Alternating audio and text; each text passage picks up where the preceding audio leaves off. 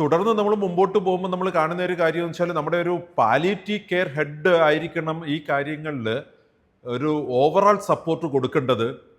അങ്ങനെ ഇരിക്കലും നമ്മുടെ ഹോസ്പിറ്റലിലെ ട്രീറ്റിംഗ് ഡോക്ടറും നേഴ്സും ക്ലിനിക്കൽ സൈക്കോളജിസ്റ്റും റീഹാബിലിറ്റേഷൻ എക്സ്പെർട്ടും ഈ പാലിയേറ്റീവ് കെയർ ട്രെയിൻഡ് പേഴ്സണും ഒക്കെ ചേർന്ന ഒരു മൾട്ടി പ്രൊഫഷണൽ അപ്രോച്ച് നമുക്ക് ഈ end of life care provide ചെയ്യുമ്പം ഉണ്ടാകണം.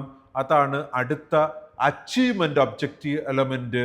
നമുക്ക് അക്രഡിറ്റേഷൻ ശേഷം ആയാലും മതി. പക്ഷെ ഒരു നല്ല കാര്യം എന്താണെന്ന് വെച്ചാൽ നമ്മുടെ ഒരു പാലിയേറ്റീവ് കെയർ എക്സ്പെർട്ട് ആയിരിക്കണം, ട്രെയിൻഡ് പേഴ്സൺ ആയിരിക്കണം ഈ ഒരു എൻഡ് ഓഫ് ലൈഫ് കെയറിൻ്റെ ഹെഡ് ചെയ്യുന്നത്. അതിന് നമുക്ക് ഡോക്ടറുടെയും നേഴ്സിൻ്റെയും ക്ലിനിക്കൽ സൈക്കോളജിസ്റ്റിൻ്റെയും റീഹാബിലിറ്റേഷൻ എക്സ്പെർട്ടിൻ്റെ ഒക്കെ സഹായം കോർത്തിണക്കിക്കൊണ്ട് നമുക്ക് multi professional approach is used to provide end of life care എന്ന് പറഞ്ഞ COP20B ഓർമ്മയിൽ വെച്ച് മുമ്പോട്ട് പോകാം.